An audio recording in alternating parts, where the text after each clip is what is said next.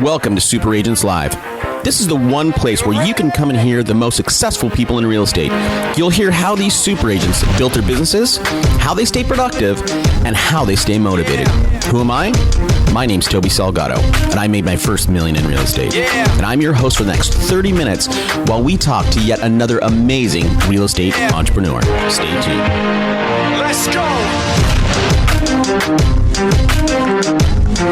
Yeah!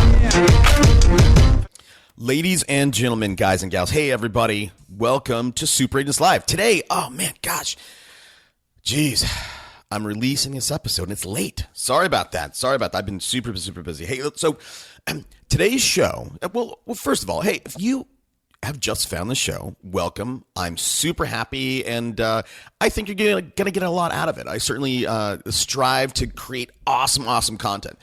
And if you don't know what the show is about, what we do here is we talk with the most influential voices in real estate, top producing coaches or agents rather, top coaches and authors. So today's episode, I have a guy that I think a lot of you are going to relate with. He's a younger guy.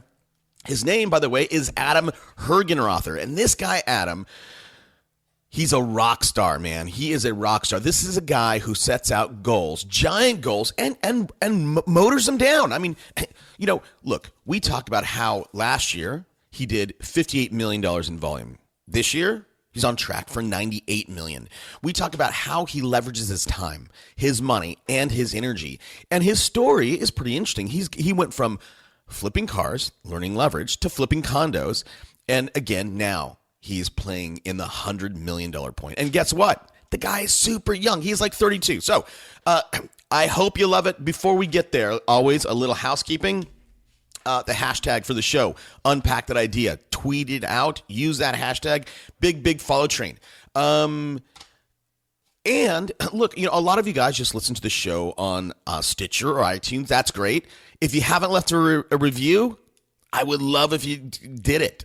We're slipping in our rankings, man. We were on Stitcher Radio. We were, for a long time, we were like number 52, number 59 in the world for business. And as soon as I changed the summer schedule and went from Tuesday, Thursday instead of Monday, Wednesday, Friday, all of a sudden iTunes and Stitcher said, whoop, there's a problem. And we really fell off our ranking, only because of their crazy algorithm. So it would really help the show, help me if you went and left a review on Stitcher or iTunes. And if you don't know how to do that, just go to the show, the website, superagentslive.com, and I have buttons right there. You can just subscribe on iTunes, subscribe on Stitcher. Okay, that's it. Hey, let's get to the show. Today on the show, I'm super excited. We have a guy that has big goals. He does a lot of stuff, but in real estate. In 2012, he did $58 million in transactions. In 2013, he almost doubled it to $98 million. We're going to find out how this guy shoots for the moon and makes giant strides every year. I'm thrilled to welcome Adam Hergenrother. Hey, Adam, thanks for taking the time out today. Thank you. I'm very excited to be on the show. Look, I know you have a ton of stuff going on. Take a minute, maybe tell us a little bit about yourself and tell us about you. Absolutely. Well, you know, it's a really interesting story, and I love sharing the condensed version of it here. In college, when I got into college, I bought my first investment property from selling used cars from my buddy. And this is actually a really interesting story. I had about $500 to my name, and my buddy and I, who was actually going to college but / living on my dorm room couch, we all know we had those type of people in college, and his dad owned a used car dealership. So we ended up putting our money together, and we came up with $1,000. We bought a car, and he went and bought it, sold it, and we made like $1,300 total. So we made $300. But I just made $150 from not doing anything. And the reason I bring this story up, because it was really the moment that sparked my life into what leverage really meant. And there's this huge light bulb that went off, and I was like, wow, I just made $150 from not doing anything but just giving my money out. And so ever since that moment, I've always had the mindset of how can I leverage my time, my money, and my energy to make sure that I'm maximizing not only my goals, but the people's goals that are around me. So that's kind of been that ethos, if you will, since I was doing that. So the story be told that we built up enough money through selling cars that I bought my first real estate condo in 2003. It was a pre-sale unit, and in 2003, when the market was kind of really going up, and then I actually ended up selling it when I graduated college in 2005 because the bank called my note because I was classifying that I was living there, but the utilities were in somebody else's name. So we were forced to sell it, but we all know what happened after 2005. See, I was actually quite upset in the beginning that I had to sell this because the prices were going up and up and up. We paid like $160 for this condo, and we ended up selling it for $219,000 in 2005. And that's just when I graduated. So you imagine graduating and then you make like $40,000 I had a 50-50 partner on your side. That's a lot of money to get out there. I'm like, no wonder why everyone's in real estate. Right. And so the reality was we just got really lucky with the timing on that. So then I ended up becoming, right out of school, I became a commercial underwriter, and I started underwriting all these deals. And about 6 months into the job, I'm looking around, feeling depressed, making $32,500 a year. And I really started looking around and being like, wow, these guys just don't get it, do they? I'm looking at underwriting all these deals where people make it 150 grand, 200 grand, 300 grand, 500 grand, and I'm looking. These people have been there for 10 years and they're making 40 or 45 grand, and they're living this life. They're stretching out their day just to make sure they hit their 9 hours. And I'm like, this is not my life. This is not how I want to live. So I ended up leaving that job, and I worked as a financial controller for a few months. And again, that same thing happened, and I ended up jumping into real estate. And I got into real estate in 2007, which was probably the worst time to enter into real estate if you're going to be a real estate agent. I borrowed $8,000 to start my first business. And people asked me what the first thing that I did was I wrote out a check for $3,000 to travel to Howard, Britain. And it was the 2007, I think it was in either Arizona or Florida, I forget which one it was. But I went there, and it was literally the first 3 weeks that I was in real estate, I went to this conference. And I was there, the first hour that I was there, it was one of those things, it was like I could go home and let's just go blow this thing up. And so, we were there, we got an education. Actually my girlfriend at the time went with me. She's now my wife.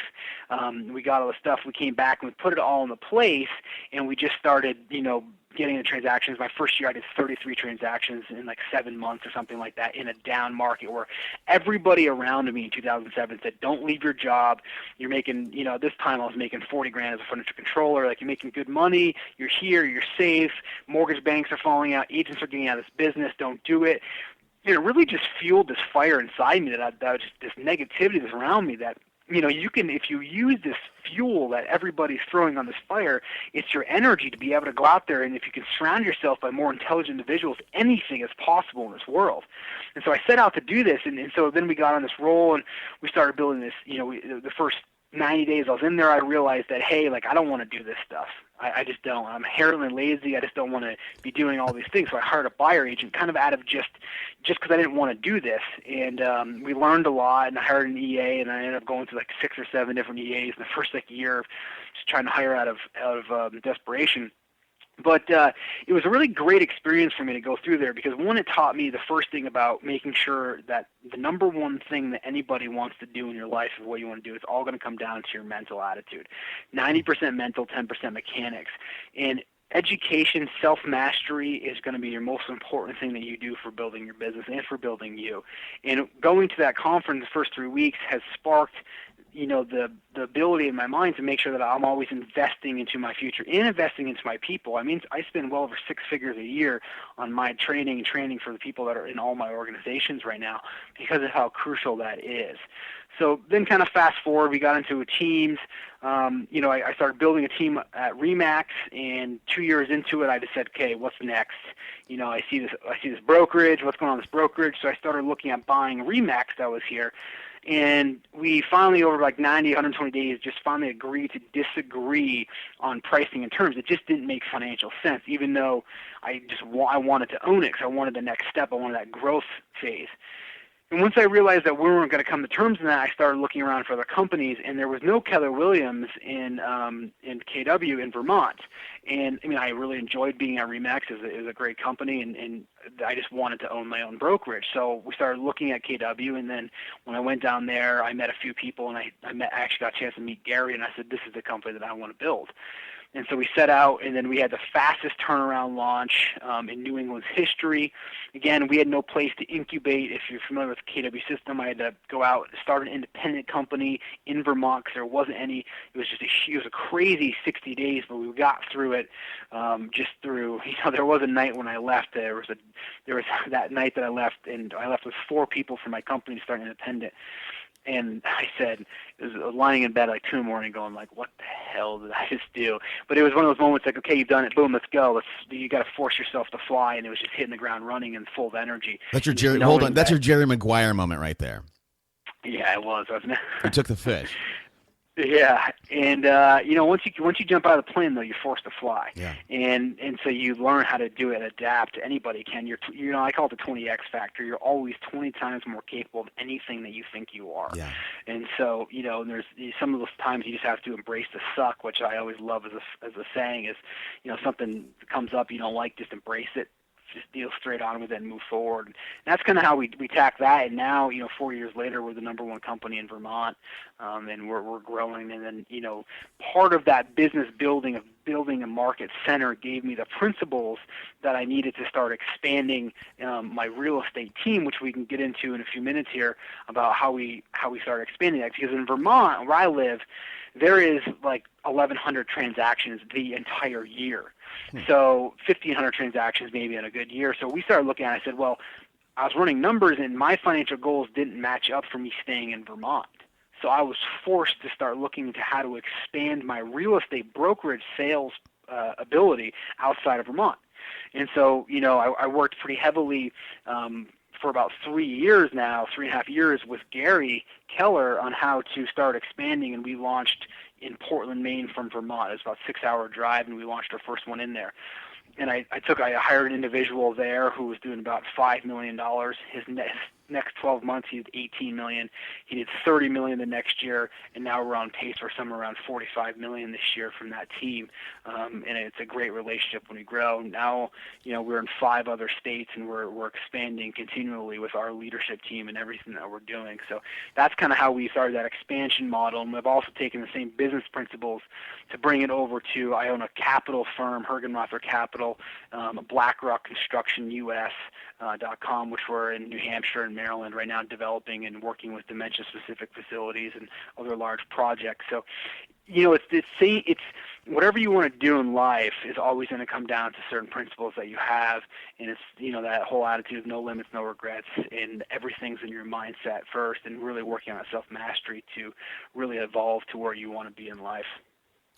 Adam, look, man, I love it when I have guys like you in the show, or people like not guys, gals, whatever, and you come on and you actually tell a story, man. I was enthralled in that story, and really, so you started with something, you wrapped it up with the same thing. One thing you said, Adam, you said that everything in life is 90% mental and 10% mechanics, right? You said that earlier, and then you wrapped it up with that. Now you've taken that ethos, right? That concept, that vision, and you killed it in Vermont to where you couldn't grow anymore. Then you moved to Maine, and then you're going out into different industries, but related industries. Now, I want to get there. Before we get there, I want to go all the way back. I want to talk about how you found leverage. You threw some money at a car, you made some money, and you had an idea. Like, hold on a second, I can make money without working, but just doing some smart investing. And then you did it with a condo. Talk to us a little bit about your mindset, right, around leverage. I mean, was that something inherent in you, or is that something you honestly just discovered when you bought and sold that car? It's a great question, and I'm often asked that, and then I ask myself that same question because leverage just really did come natural to me to a certain extent. Now, let me preface that with, throughout my life, there's something that I wanted. I always figured out how to way to get it. I just always did. And a lot of times that was through what? Through other people. And so from an early age, when I just wanted to set my mind to go after and do something, I did it. And a lot of times I couldn't necessarily be the one to do it. And so I always went and found other people to do it for me. And so it just started becoming part of my life.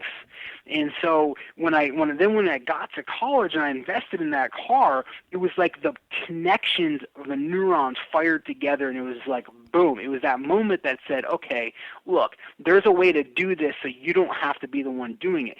See, I think the problem when people want to go out and they start another line of business within even in their real estate team, if they want to go farm now or whatever it is, I always look, and before I start that division, I go out and find the person for it to do it. Because most people do it the backwards, and they go out and they take it on, and then they try to find somebody. By that time, they're too busy to go out and find the right person for it. Right. So my whole ethos is, look, like if I'm going to start something, I'm going to go find the person for it. They're going to do it for me. And here's the other kicker to that. If you go out there and do that and it starts becoming successful, you are now start to become relying on a certain amount of income from that. Now you start replacing that with a salary, it feels like a takeaway, and people don't want to do that. Right. And so if you go out there first and invest 70 grand into 100 grand into a person who now is giving you 50 grand in the first 6 months from there, now you learn to live off that 50 grand instead of that 130,000 or 150 grand that you'd be making from that line. But the difference is people allow you to buy time. And time is by far the most precious for me the most precious. It's not a commodity at all. I mean, the most precious thing in this world. And, people always are like, well, how do you deal with all these things? And the reality is I actually have a pretty good life. I mean, the first 4 years of building real estate, I was, 7 days a week, 12 hours a day, whatever it took, I was doing it. I mean, we started off in a 400 square foot apartment, me and my girlfriend in this crazy town in this crazy area in Burlington that was run down. Somebody got shot in our block from us. I'm not kidding. Like, that's where we started prospecting. That's where we were. And so, we were in that area, and then we just started building and building and building, and it was all about investing in the people and their time. And when you did that, you just started to see and experience what happens when you get the right people on your bus and let it grow. And it was just that kind of really triggered the whole leverage piece into me. I think the biggest fear people have on leverage is their income ability of that. They think if they want to go and say, okay, I want to go hire a buyer agent, but if I just do this, it's just easier, and the reality is I'm going to make more money. Well, that's the wrong way to think about that, because you're always tied to a specific job now that's going to be able to produce a certain level of income.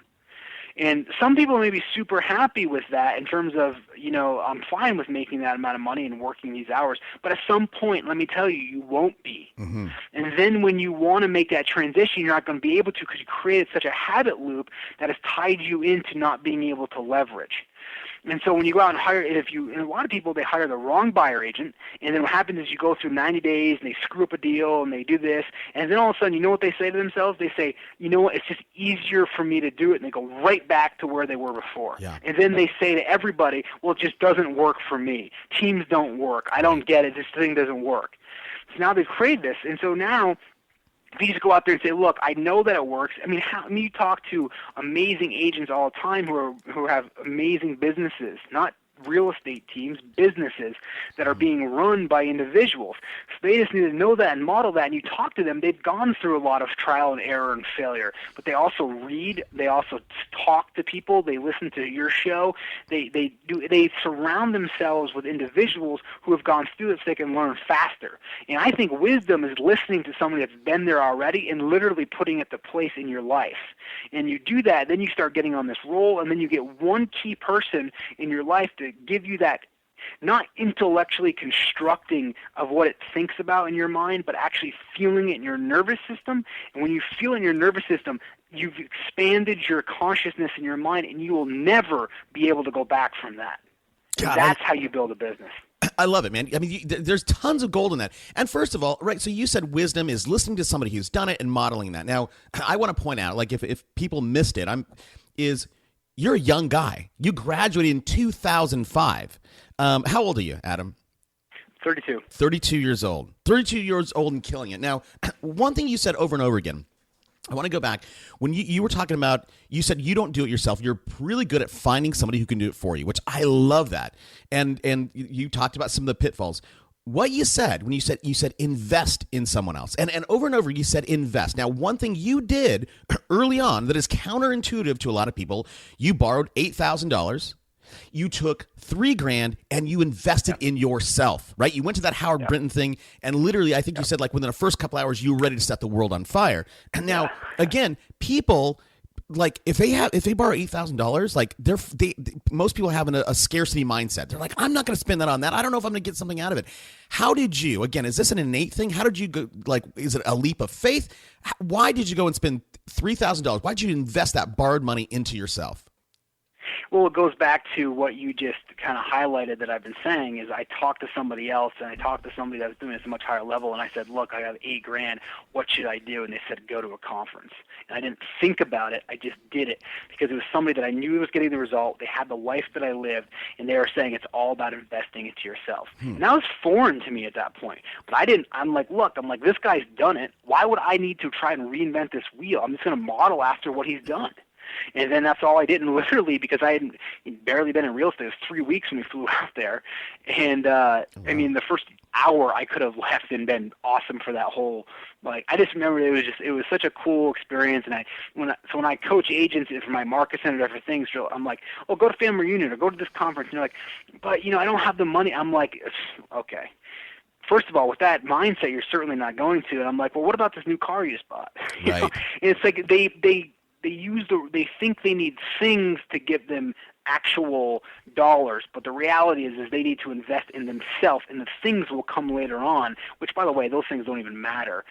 You need material thing. You need to invest into yourself first, and when you do that, you are now have these leadership ability to go out there and grow. That's why if you talk to billionaires or millionaires that have done it at a high level, they say, look, I could fail.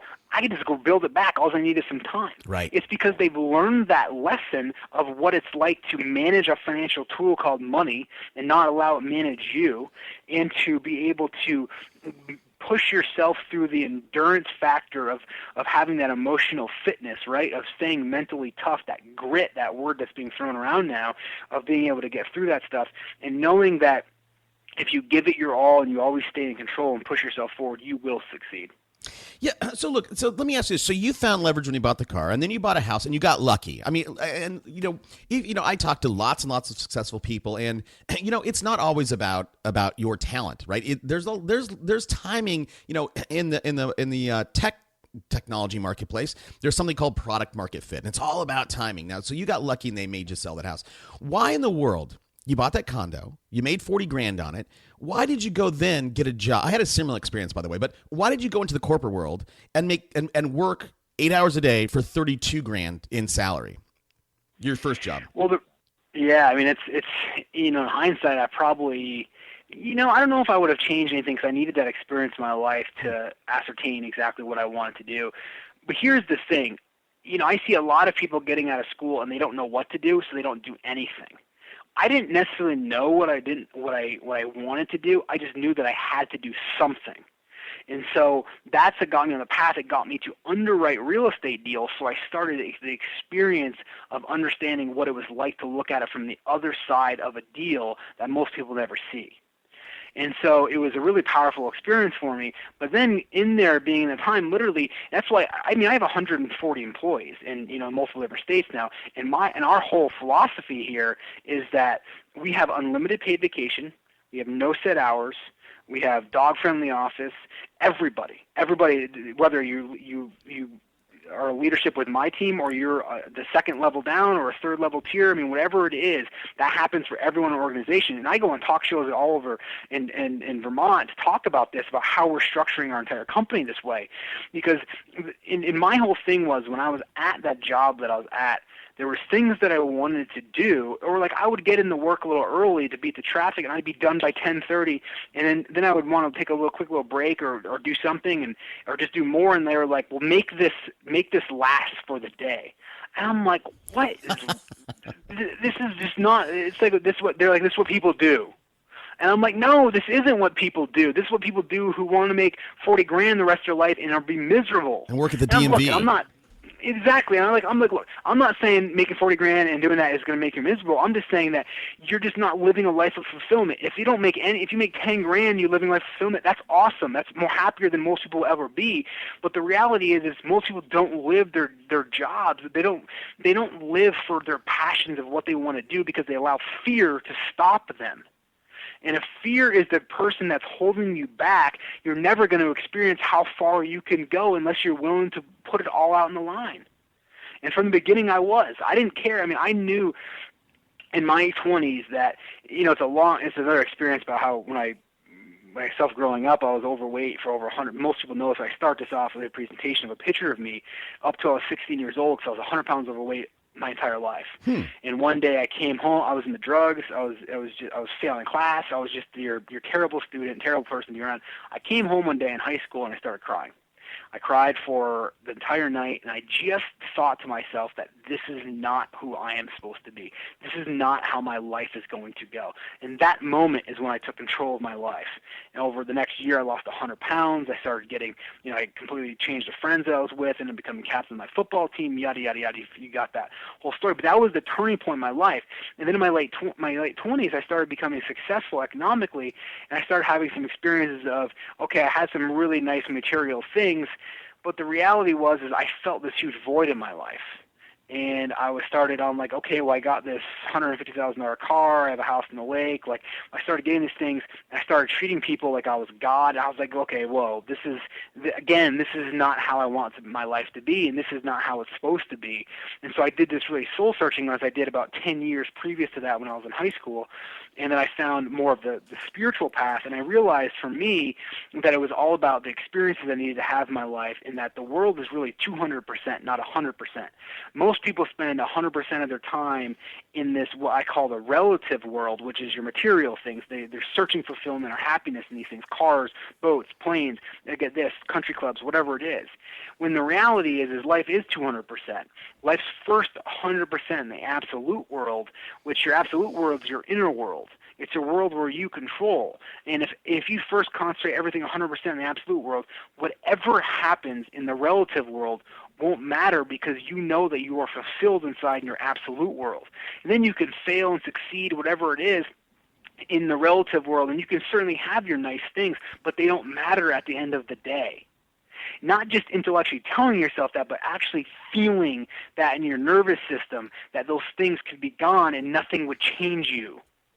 And when that started happening in my life, my businesses, by the way, exploded, because I no longer had any fear or any doubt or any worry about what people thought or how I was doing it. And that's when I started really shaping, and that's when things exploded for geometric growth in my organization. And, KW has a really great philosophy of we're a training and education company. That's really what, you look at the construction industry, it's been the same way forever. I'm changing that. I am right now. I mean, I'm changing how people are doing that, how the education we provide to people that are project managers and supers and admin, and the leadership roles that we're taking to get people to get on this path of self-mastery. Because if your company is constrained to the number of leaders you have in your organization. So if that's the case, then why wouldn't you put all your energy into them and growing them so much so they grow your business, not you? Again, man, first of all, Adam, I'm sure if you've given presentations, I'm sure people have said, hey, when are you going to write a book? And is that, and I don't want to spend time on that, but that's got to be on your roadmap, dude. It has to be. I mean, it's on the roadmap at some point. I want to get some more things and and stuff. So it's there at some point. So going back, talking about if we explore this absolute world and this relative world, one thing, and I actually wrote this down. I take notes as I'm listening to you, and early on I wrote down. And I wanted to ask you, you really sound like you are a guy that you're building your life by design, where most people live their life by default. And again, so you when you were younger, I don't know, 16 or whatever, you're overweight. Yep. You designed your life, and overweight to football team captain, right? Same thing happened when you were killing it in real estate. Like, I don't even know what to ask you, but you know what I'm getting. Like, how did you come up with this absolute relative? I mean, how did you flesh that out? Again, you're a young guy. I mean, this is like wisdom of a 60-year-old. How did Go. It comes down. No, this is great. I mean, it comes down to, again, of that self-mastery. And so if you're on this journey, so I mean, I literally spend time with as many billionaires as I can. And I know it sounds weird. These guys will open up to you, by the way. I was just 3 weeks ago. I'm going to keep the guy's name off record, but I was meeting with him. He's a billionaire. He was just spent a week with Warren Buffett. Literally the week before I saw him, and we're sitting in this restaurant in Vermont. And, it's just nobody would know. You guys got to drive in a 2003 Subaru Outback. Anyways, and so we're having this conversation, and he starts telling me, he's like, I was down there at this philanthropy event, and there was billionaires everywhere. And he said, you know what the really sad thing was, Adam? He said they were all miserable except for a few. He said they all had this disease and this need to be seen in life, and they couldn't accept who they were. These guys have done amazing things, companies, patents, just crazy billionaires, ultra successful, but they are miserable. And so when I got in my life and I thought that things were going to provide fulfillment to my life, I realized that was the exact opposite. And so I did this whole kind of soul searching and found paths that the reality is what's really going to give you the fulfillment is your experiences and growth in life. So now when I go out there, I set huge goals to go out there and push my team and myself further than I could ever go. Like 3 months ago, actually in June, I just climbed Mount Kilimanjaro. It was one of those things, and we just signed up, and that's what I'm going to do. And and it made me train harder, made me think differently, made me see a third world country. Getting out there and doing these things is what it's all about. It's that whole path and self mastery. When we talk about this in so much in interviews and books and stuff. And if people would understand that these are the business principles that you need in order to take your real estate team to a business, these are the things you need to do. Because if you really truly had no fear, then you would go out there and make different decisions. If you didn't truly care about what people thought about you, whether or not you're successful or what kind of car you drive, then you would be making different decisions. And as those decisions, if you get up in a plane in New York City and you shift course 10 degrees, you're going to end up in Seattle and not Arizona. And so it's these decisions that you start off with every single moment of your life that are going to shape your destiny. And so I have a really structured routine in my life now. I'm up at 5 a.m., and a lot of times you have to say no to things at night. But at 5 a.m., the first thing I do is I meditate for 20 minutes, and then I get into a journaling phase where I have multiple journals. I have one journal of my main life that I talk about everything. It takes me about 20 minutes. Anything that's on there, good, bad, ugly, I don't care what it is, I want it out of my mind.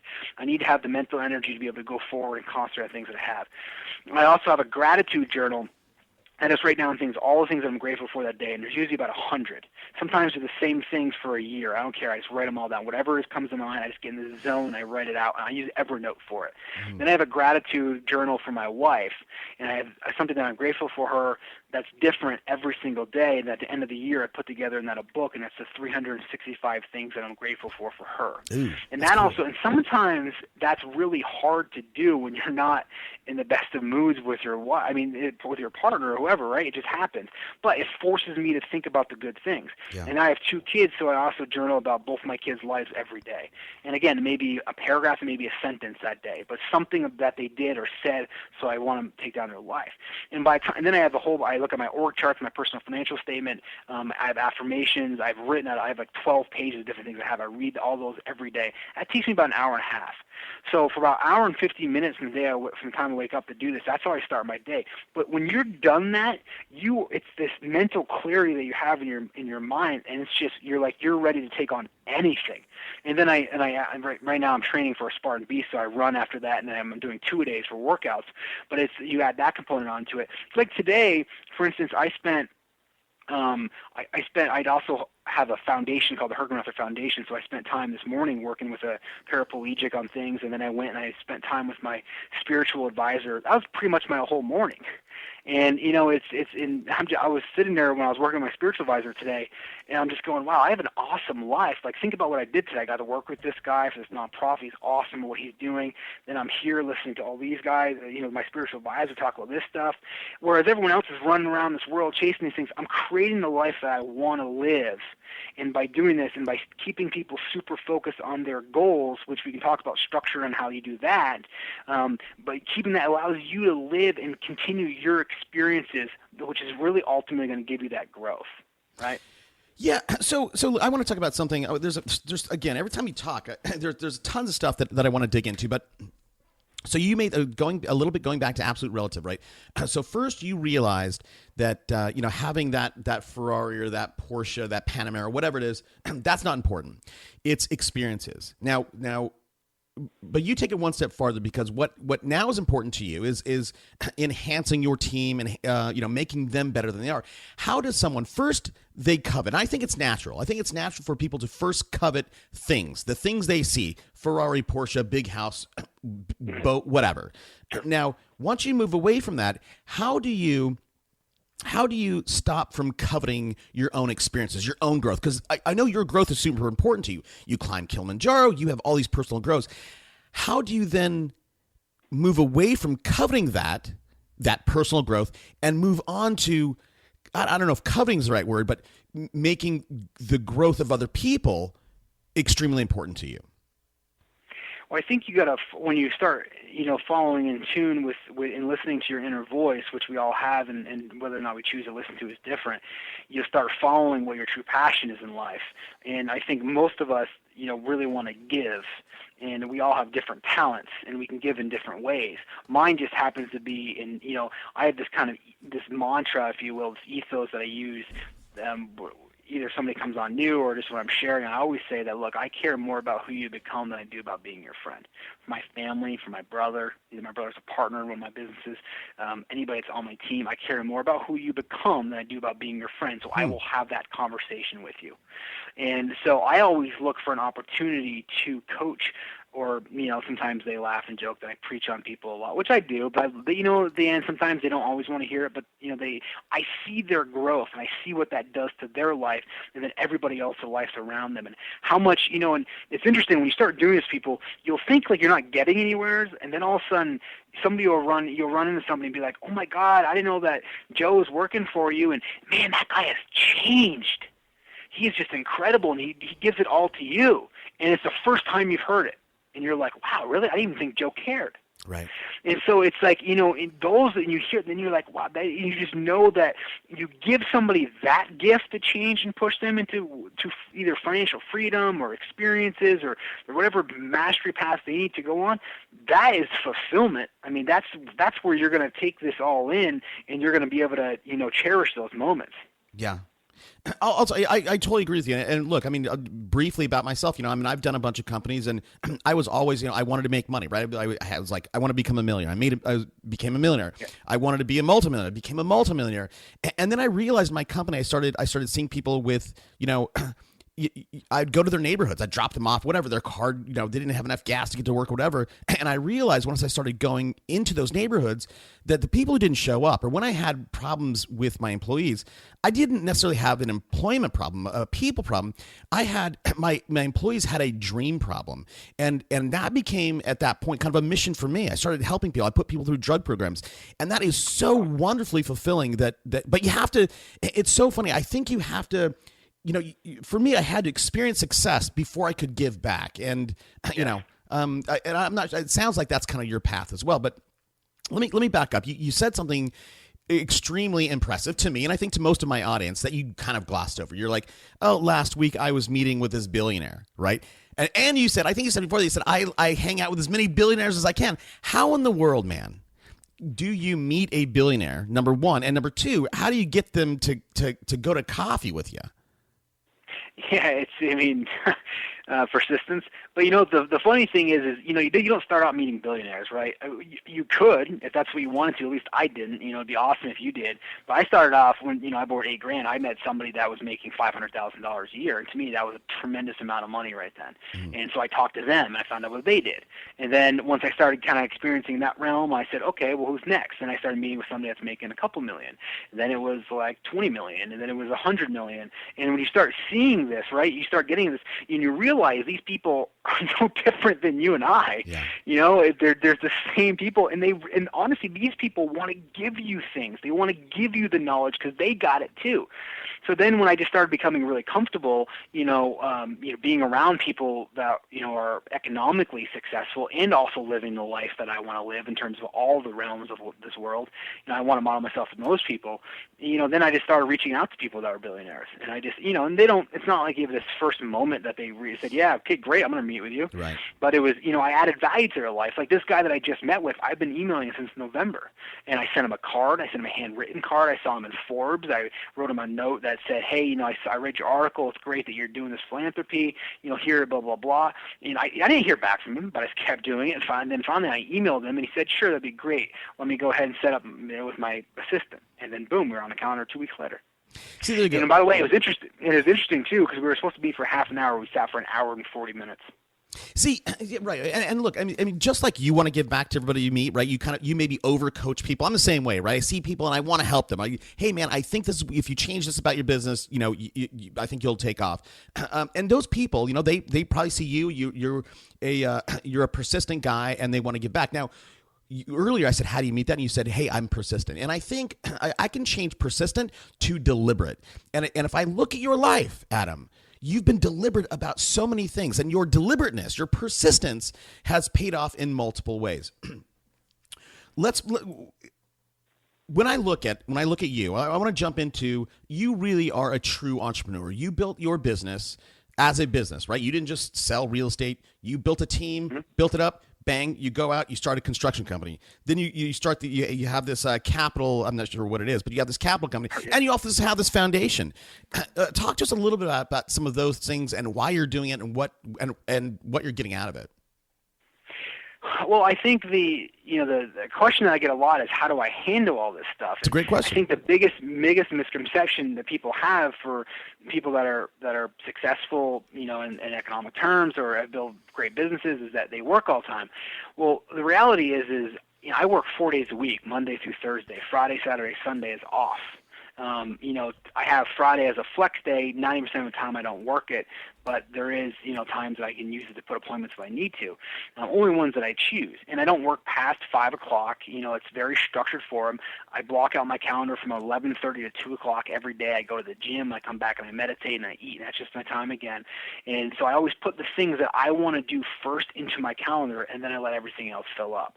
So on Mondays, so here's the really neat thing, that if you want to build multiple businesses, or even businesses that have large capacity to growth, is you have to be very structured with your time management and your people. So on Monday I meet with all my leadership team. I do a 4-on-1 in CAS, which is basically a 30 to 45-minute meeting once a week, which is, what were your goals last week? Did you hit them? Did you not hit them? If you did, awesome. If you didn't, what are we doing this week to change it? And we have very fierce conversations. It's not like, hey, let's talk about your weekend or what it is. I mean, there's a whole element that I would concentrate on their personal life, but not personal small talk. There's a difference. There, if somebody has a personal issue, I may spend 45 minutes the entire time on their personal issue, but it's not necessarily small talk on their personal life. I want to move them. I want to find out what they're doing financially. How are they setting up their accounts? I want to know everything about, and over time you start doing this. I know more about the people that I coach with than their partners do. And that information never goes out, not even to my partner, not to anybody. It just always stays within me, and it's always confined. That way, when I have that fierce conversation with them, they know it's because I care more about them than I do about being their friend. And so when we sit there and we have these conversations, it could be, if your goal was to have 10 listings last week, right? Let's just use that as an example. The conversation may go something like this. These are real-life conversations that I have. It may be, okay, Adam, did you hit your goal of 10? No, I hit 2. Okay, well, what happened? And this is the key thing, guys. When people either have a story or they have a result in life.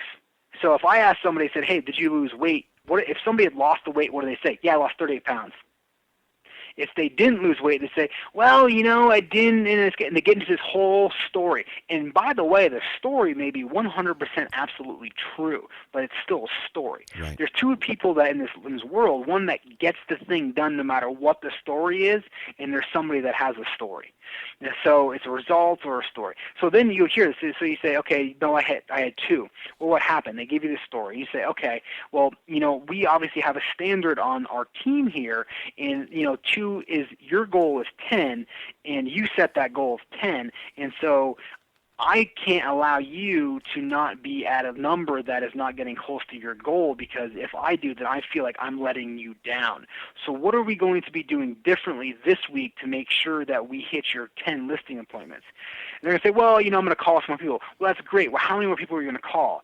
I'm going to try to call for, a period of time, a little bit longer. Okay, great. Let's go ahead and take your calendar out right now so we can time block that time while we're sitting here together. And so then they take their calendar out and say, okay, good. And we add an extra hour every single day of what we're going to do. And then this is what will happen. People will either step up or they'll step down. If you have the right person, they're going to step up from your talk. If you have the wrong person, they're going to step down because they know they can't rise to the challenge. That's how you top grade people, and that's how you move and push your entire organization forward. We have this interesting thing going on that where I have a high standard for people in my life. And so I fired a lot of people. But the interesting thing is and there was an issue that came up, and one of my employees that I have got actually scared that I was going to fire her, and she's been with me for about 100 days now. And so I felt a little bad, so I brought my entire leadership team together. I said, look, if you guys have been with me for more than 90 days, you have a very good chance that you're never going to have anything issue. And they kind of laughed because I broke it as a joke. And the reality is, in my entire life, I've only fired one person that's been with me for more than 90 days. And they all it was kind of like a big aha for everybody, because they know. And I said, look, everybody else has been fired in the first week or 30 days. And it's only because I know it wasn't the right position for them, and it was my fault, and I know that I was pushing them way too hard. We go at 400 miles an hour, and I know it's mostly me, not them. And if it's just not the right fit, it's just not the right fit. Let's go ahead and move on from here. But I think you have people, when they hire somebody and they don't hit their goals that they set out, they don't want to go back into the hiring process, so they just allow these goals to happen. And that's why if you look across the country, plus or minus agents 10%, plus or minus year over year, their businesses either grow or decline by 10%. It's unanimous. You look at that, except for a select few, they plus or minus 10%. And it's only because they don't invest in themselves, or they're having the wrong people on the bus and they're not pushing them forward. And by the way, if you have a very talented person and you're not pushing them, they will leave you. And then you'll blame them that they were just crazy. Right. And so they really want this push and this accountability. So that's how we structure that entire Monday. My entire day is full of 4-on-1s. Tuesday, my entire day is nothing but leadership meetings, and it's a leadership that I teach once a week for an hour, and then I get into my individual meetings with each company that I have. So Monday and Tuesday is my entire day of directing focus for people, and so I direct focus for people. Then organizationally, from each team or company, we direct their focus, and then from there, people carry it out, and then we check. Then literally, I'm kind of done for the week, if you will. I have my appointments and stuff that I'm doing, but really, they have their thing until next Monday and Tuesday till we meet. If I have to micromanage them, then I said the wrong person.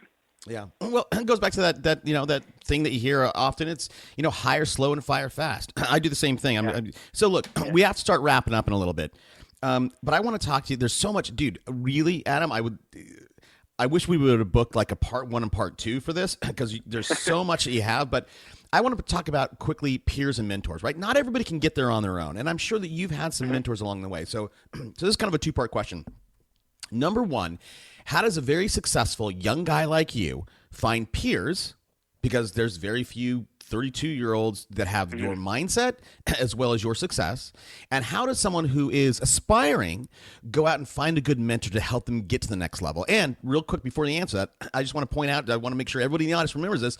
You found a guy that was doing 5 million. You helped him get to 18 million, then 33, and now to 45. That is great mentorship. So how does somebody find you as a mentor, or for you, how do you find peers? It's one of those, when people become successful, I think there's this whole kind of transition that goes on with the friends that you had to the people that you go and you meet. And I think you go through this phasing period where when you first start to become successful, people want to pull you down because they don't want to feel insignificant in that moment. Not even doing it consciously, they're doing it subconsciously. And so I think you go through that stage, and once you become successful, they want to be back your friend again because you have things. And so a lot of my friends, I still have some amazing friends in Vermont, but I have some amazing friends that I travel to and meet and that I meet for all these training conferences. Like the two people that I hiked Kilimanjaro with, one lives in Maryland, the other lives in D.C. I live in Vermont. And, honestly, I connect with my friends that are throughout the entire country more often than I do with my friends that are even locally, because I've met them at the same events, the same level that we're at. They're at the same level. They have multiple businesses. They're doing the same thing. So when we have these conversations, they're high-level conversations and for me. So it's all, you may have to travel. You may have to start getting on. Somebody told me when I was kind of becoming, like, your friends, you may have to get on a plane to go see them soon. And that's always stuck with me. It's like, you're right, because there's not a lot of people that are doing what you're doing or other people are doing or aspiring to do that are right around you. Now, I'm sure there may be. I live in a small state, so it's one thing. It's harder, but, you may live in a bigger state, there's more people there. But it's just about getting yourself out there and getting those events, because that's where you're going to meet those people. So the mentor thing is an awesome question.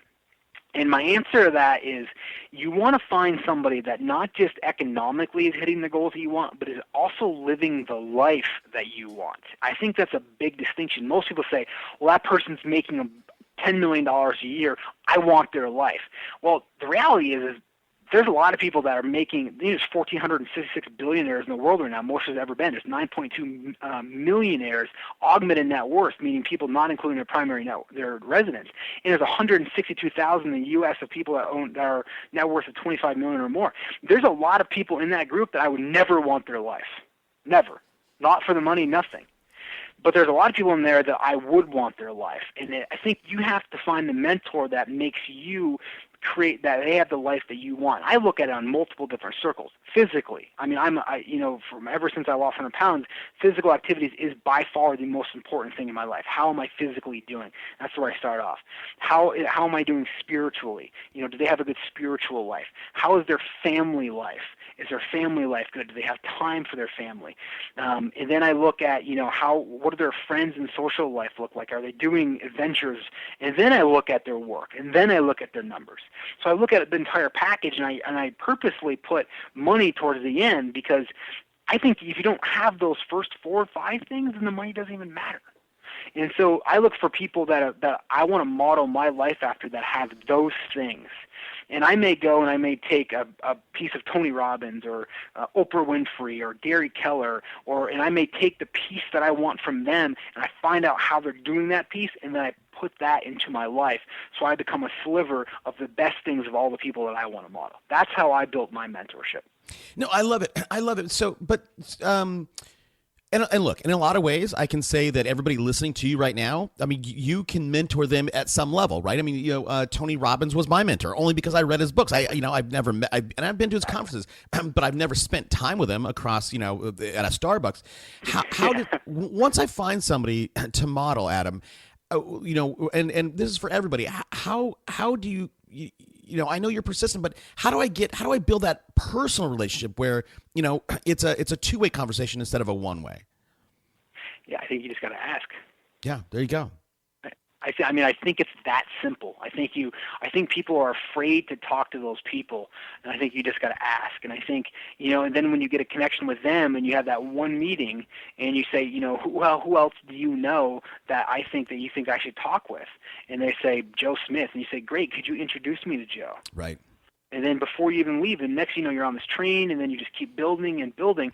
And the thing is you may not start off with a billionaire. If you do, that's awesome. I encourage you all to do that. But you may start off with someone that's a millionaire. And then you build that confidence into it. At least this is how I did it. And then you get to the next person and the next person. And then it just starts snowballing. That momentum, that big mo's on your side at that point. And you just start rolling with everything.